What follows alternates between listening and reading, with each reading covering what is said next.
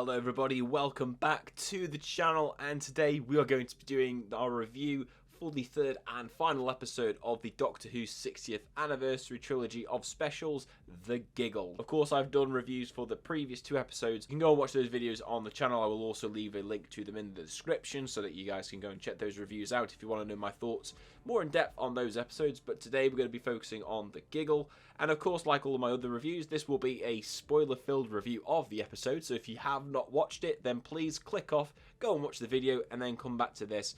And then obviously you will not be spoiled about a lot of the very big moments that happen in this episode, which is to be expected given that it is the final installment of a trilogy of specials. Now, I was very much looking forward to this one. This is probably the one that I was looking forward to the most because this was the one that we knew that the Toymaker was going to be present in. Of course, it being the last of the three, we also knew that Ncuti Gatwa's 15th Doctor was going to play a role in these specials. We just didn't particularly know how big of a role he was going to have. So I was very excited to see what this was going to offer, what we were going to do, how they're going to resolve our story with the 14th Doctor, how we're going to lead into 15. We had a lot of questions, and in my opinion, I think a lot of it was answered in a very satisfying manner. So with the story of the episode, it kicks off right after the ending of Wild Blue Yonder, where we had the Doctor and Donna coming back to meet Wilf and seeing that the entire of the world has just descended into chaos since they last left it in the Star Beast. They roam around the streets of London, they discover that everybody believes that they are right and are acting absolutely crazy,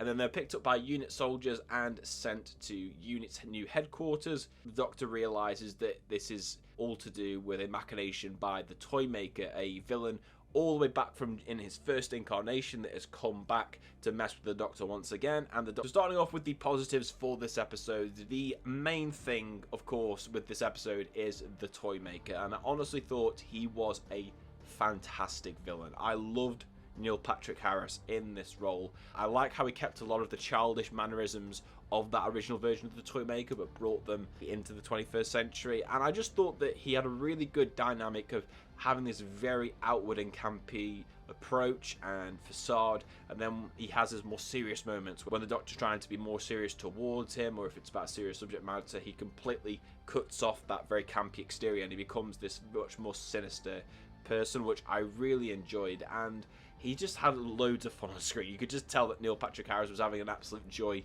playing this role. If they're going to potentially bring him back at some point in the future, I would love to see that because I love what they did with him in here. But as a foe, he felt like a very tangible threat for the Doctor, and I really like the showcase of his powers, not just with what he was able to do with the unit soldiers during the whole talent sequence to the Spice Girls, which, by the way, I loved that sequence. That was honestly like just such brilliant camp. It's the only kind of like campy that musical number with a sinister edge to it that only Doctor Who could get away with. I also like the premise of the whole episode with how the Toymaker had managed to imprint his laugh within the doll. I think it was Stooky Bill, the name, if I'm not mistaken, which of course links back to the whole concept of the first example of television all the way back in the early 1900s, and how that was relating to modern day with him being able to spread this message, this giggle into everybody's head, which was driving them insane. I love that, and I like the fact that we got to see kind of the chaos.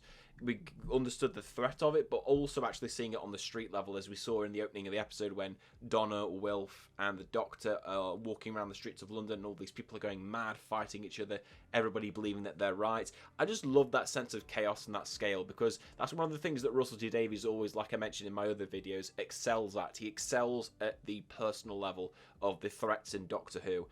He really did a good job of it in his first era, and again with these kind of moments in what he did in The Giggle, he's doing a really good job of showing this again in his second iteration of being the showrunner of Doctor Who, and I really do like that we're getting this once again. The unit as well playing a big role in this episode I also really did like. Kind of question how they managed to build that base so quickly because of how quickly it was destroyed in the power of the Doctor, but hey, it looks amazing, it looks like Stark Tower, so I'm not complaining, and it meant that we got to be reintroduced to Kate Stewart, which I really do like. I like whenever Kate pops up and we get unit playing a prevalent role in any Doctor Who story. I always enjoy them as a presence. We of course also got Shirley in this episode again, who again I thought was a good presence. I really liked the scene where they showcase the effects of the giggle by turning off the little device that's on everybody's arm that stops them from feeling the effects, and you have Kate just absolutely descending into chaos. And I liked the scene where she addressed I guess the skepticism towards idiots online about wheelchair users, where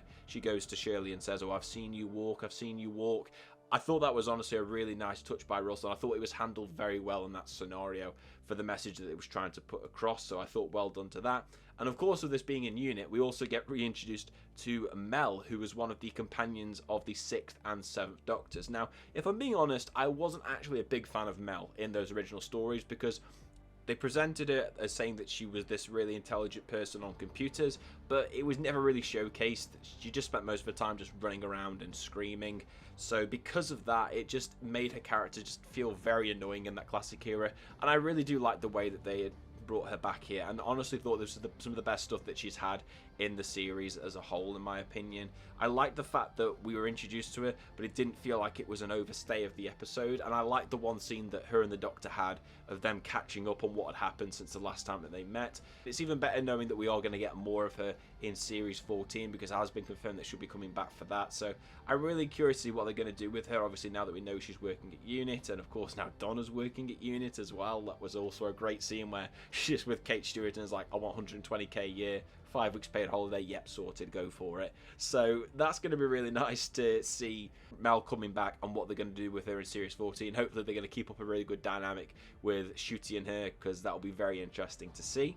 I also really thought this episode did the fear factor very well, especially with the creepy dolls that you have towards the middle of the episode, when the Doctor and Donna go back to the early 1900s to confront the Toymaker during the invention of the television, and you have that whole sequence where there's the doors and the corridors that are just leading into more and more alleyways, and they think they're not going to escape, and then they get separated, and there's the whole scene with the dolls, like with the bloke from the beginning. I can't remember the character's name, but I know the actor from Coronation Street, and that scene where he's got his human head and then it's just stuck on this ventriloquist doll's body that's been puppeteered by the Toymaker. Again, all of that stuff was genuinely creepy. Like, the CGI wasn't absolutely perfect, but it felt creepy enough, but not in a cringy or a way that was very distracting. Like, this was the horror that Wild Blue Yonder, in my opinion, tried to go for but failed because of how distracting the visual effects were, whereas here it was brilliant. Like, the better example is the scene with Donna where she's got all the miniature dolls walking around the room. Like, that was genuinely creepy, and then you have the baby dolls descending from the ceiling. Like, that was genuinely creepy stuff. I can imagine kids having nightmares seeing that on screen, and I thought that was very well done, and it was very tense filled, and it just was very unnaturally disturbing, which again, I love how this episode did it better than the episode that was supposed to be the scariest episode of the 3. It leads into this scene where the Toymaker straps the Doctor and Donna to these chairs, and he kind of recites the Doctor's failing to accept that he's responsible for the deaths of some of his companions after Donna. We get the name drops, of course, of Amy, of Clara, and Bill, and of course how he allowed the flux to happen as well. And I really like this sequence, seeing the Doctor just clearly just not taking responsibility of the fact that he led these people to their deaths and trying to come up with workarounds around it. I thought that was a great scene. It was a really nice way of addressing the history in between the 10th Doctor and the 14th Doctor. I do like that, and how it kind of addresses the fact that the Doctor has been running away from these problems. He's not been facing them head on. That entire sequence was great. And another thing I'll mention as well with that scene is that you have the bit afterwards where the Doctor and the Toymaker play this card game, and I really like the fact that the Toymaker has that little line where he says, "I made a jigsaw out of your history, do you like it?" when he's talking about all of these previous people that he's played in games. I like that because it loosens up the lore completely, and from what I've heard about Russell T Davies, it was his idea to basically say to fans, look, if you don't like the Timeless Child, like I certainly do not, you know, it might be canon, it might not be canon. It allows you to kind of create your own idea of what the Doctor is. So I do really like that Russell put that in there, because it basically means that, yeah, he can explore these things in the future, but it doesn't necessarily mean that it is part of the Doctor's canon. So people like me that didn't like that story arc, you know, we can kind of rest a bit easier now. So I do like the fact they did include that piece of dialogue within the episode. And there's the whole tirade that happens, of course, when he has the Spice Girls music playing, which we've addressed beforehand, and then he gets outside with the massive laser gun and manages to shoot the Doctor, forcing the regeneration into Ncuti Gatwa, who I have to say, Ncuti Gatwa, I loved him in this episode. I thought for the amount that we got with him in this episode, which I actually thought was a very good amount. Like, I had a feeling that we were going to get more of Ncuti Gatwa than we had done of other Doctors when we've had a regeneration episode, because of, unfortunately, the fact I was slightly spoiled about this episode a few months in advance because of some leaks that unfortunately turned out to be true. But in terms of Ncuti Gatwa, I really liked my first impression of his Doctor. I liked how we really got to see a wide range of emotions with him. You know, we got to see the flamboyant side of him, the cool side of him, the more emotional side of him when he's comforting 14. I really loved all of those parts to him. Of course, I can't say an absolute load yet because, of course, he's not had a full episode yet. And, of course, we'll get that on Christmas Day with his own full-fledged full episode dedicated to him. But for what we got of him in the last third of this episode, I thought he was really good. And lastly, I do like the idea of this episode basically acting as kind of a wrap-up and a conclusion to the first 13 series of the show. We have the Doctor splitting off into two, although there are some mixed elements that I'll address later. I do like it in the idea that, yeah, once, like I say, the Doctor's been running away from these things all of his life, and he's never really had a chance to stop and rest, and it kind of acts as a bookmark chapter on the previous 14 incarnations of this character that we're aware of. And it puts a stamp on them, and we have this 14th Doctor who's now split off from the 15th, allowing him to go and be with the nobles and actually have a life for once. And again, we've had kind of allusions to this, especially during the 10th Doctor's era, about how he couldn't have a normal life. So I thought it was a really nice way to bring him full circle, to have that with Donna, and to have that conclusion with him being with the noble family and enjoying meals together and just having a normal life. I thought that was a really nice way to wrap up that storyline. I know some people have called it self-indulgence because of the fact that it's David Tennant who's come back to this role again and he's the one that's having this, but I still thought it was a nice conclusion anyway. And plus, I am a David Tennant fanboy, so shoot me. I didn't mind it. I quite enjoyed it as an ending. In terms of mixed elements that I have towards the episode, it's going to be a bit of an obvious one, or potentially not, because people probably might have thought I'd shoved this in the negatives, and that is the whole concept and the idea of bi-generation. Now, to be honest with you, when I heard about this idea in the leaks that the Doctors were going to split off into two, I was very concerned because I would kind of worried in the back of my mind that I was going to hate this as much as I hated the Timeless Child reveal. And thankfully I don't, because there are parts of it that I do like. Like I say, I do like the fact that it leads to this very satisfying character ending for this iteration of the Doctor, like the 14th Doctor. However, the actual idea itself, I'm not too keen on, and especially the whole thing that Russell Davies mentions about how he believes that every other Doctor is bi-generated. For me, I pray to God that he does not explore that, because I think that's a really bad idea if it is. I like the idea of this just being a one-off thing that happened because either the Toymaker had an influence over it, or it was related back to when the Doctor put that superstition at the edge of the universe in Wild Blue Yonder, and that somehow made this happen, because the 15th Doctor literally says that bi-generation is a myth. So I kind of like to believe that it is a one-off thing. So if it does turn out that this happened with all the other Doctors, then yeah, I'm not a fan of this idea. And it's still a concept that's very fresh in the mind, so of course I'm still going to take a while, I think like a lot of us, to formulate a proper opinion on it. So I don't hate the whole idea of bi-generation, but I don't love it either. I'm going to reserve judgment to see what they're going to do with it in the future, and hopefully it's not something that's going to be, oh well, this will happen to all the other Doctors, because if that's the case, then yeah, I don't like it. The only real major negative that I do have with the episode was that I thought that the Toymaker's ending and the defeat of the Toymaker did feel a little bit anticlimactic, especially with the fact that he was basically just beaten in a game of catch. I understand that it was a reference to the scene with the Toymaker juggling the balls in the early 1900s when the Doctor and Donna confront him in the toy store, but I just felt as an ending to this whole conflict, it did feel a little bit unsatisfying to me. I thought that there was a much better way they could have done this, especially when you look back at the original serial with the first Doctor, where he was able to defeat the Toymaker by playing him at his own game and emulating his voice. I thought that was a very clever ending to that storyline, whereas here, the fact that it just resorted to a game of catch, for me, the Toymaker should have been the overarching villain of these three specials, because he was an intriguing enough character, and I feel like there was a lot more.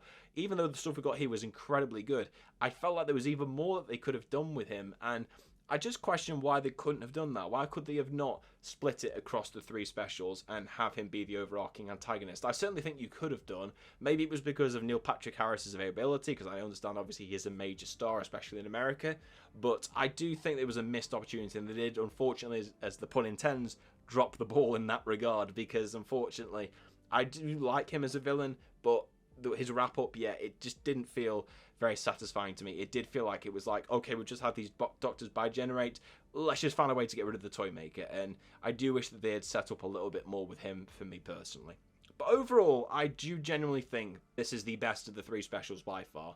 Whereas with Wild Blue Yonder, I I couldn't quite tell if I preferred it to the Star Beast. This is undoubtedly, for me, the Giggle, the best out of the 3 specials. I really enjoyed this one. Like I say, I thought the Toymaker was easily the standout of the episode. I thought it was far creepier than any of the other episodes that we had beforehand. I loved having Unit back. I loved the concept and the premise of everybody going mad and showing it from kind of the ground level. I thought that what we got the 15th Doctor was very good, and I liked the wrap-up they gave to the 14th Doctor, and consequently kind of this whole first era of the show, and having this feeling that we are starting anew with Series 14, with the Ncuti Gatwa on his own adventures, and literally his first season being branded as Season 1. So I actually really enjoyed this episode, and I had an absolute blast with it, and I had a really good time watching all 3 of these specials, kind of exploring different ideas in each one. Each one felt very different from the other ones. I know that some people are upset that these specials didn't bring back any like previous actors playing the Doctor, but I like the way that Davies managed to find like an unconventional way